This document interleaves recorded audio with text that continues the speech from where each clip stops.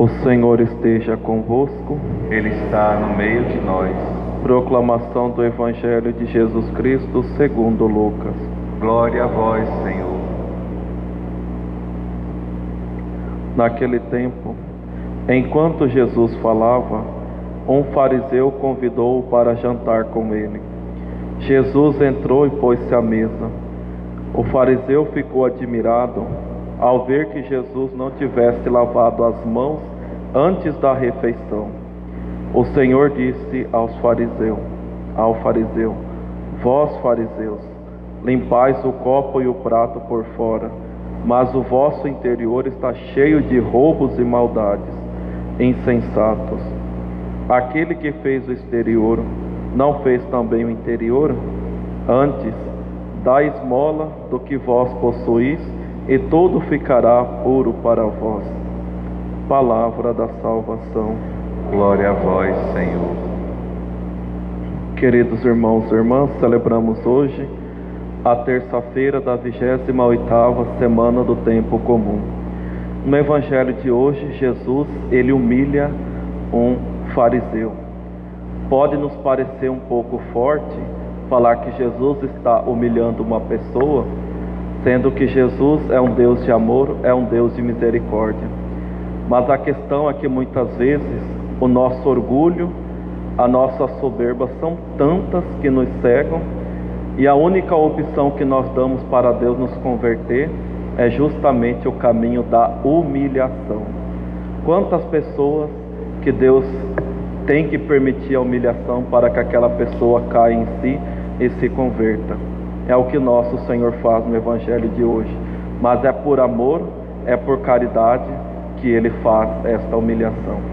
Jesus é convidado a fazer uma refeição na casa de um fariseu, e de propósito Jesus, ele vai para a mesa, ele começa a comer sem lavar as mãos.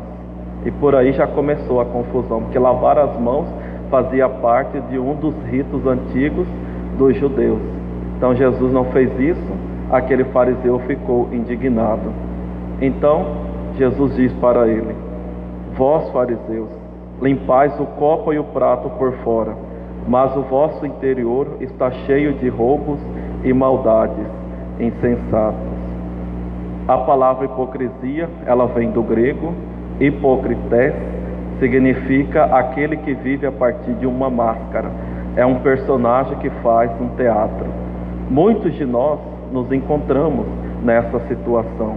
O que Jesus mais quer condenar aqui nesse evangelho é justamente que esses fariseus, em vez de viverem uma fé por amor a Deus, por amor ao próximo, eles viviam uma fé justamente baseado em práticas exteriores. E até hoje dentro da igreja a gente observa muito isso nas pessoas, nos católicos. Você não percebe uma fé consistente, um amor verdadeiro a Deus e um amor verdadeiro ao próximo.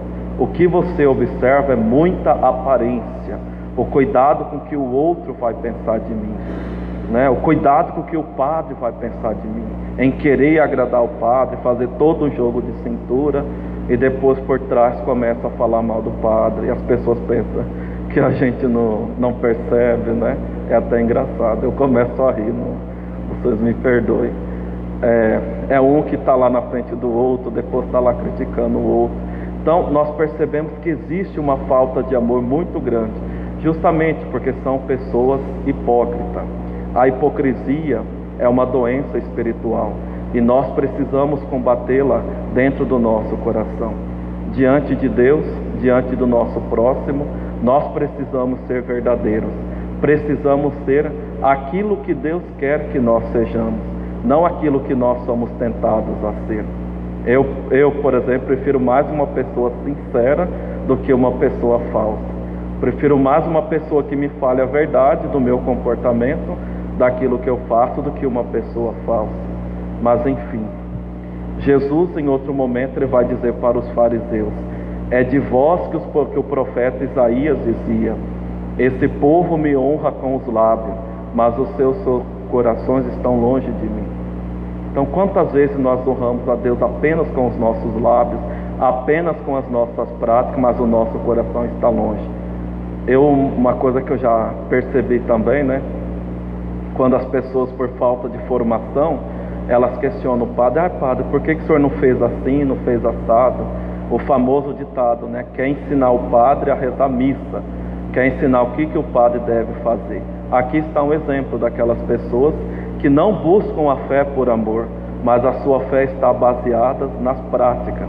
E as pessoas vão colocando tantas práticas, mas tantas práticas exteriores, que depois nem elas mesmas aguentam. O tempo passa e não fica nada, não sobra nada, porque não era uma fé consistente. Era uma fé, uma religiosidade baseada nas aparências. Então, nessa Santa Missa, vamos pedir a Jesus que nos livre desse mal da hipocrisia, e nos conceda um coração puro, um coração verdadeiro, um coração livre, como nós ouvimos na primeira leitura, livre para amar a Deus acima de tudo e para amar a Deus também no próximo que está diante de nós. Louvado seja nosso Senhor Jesus Cristo.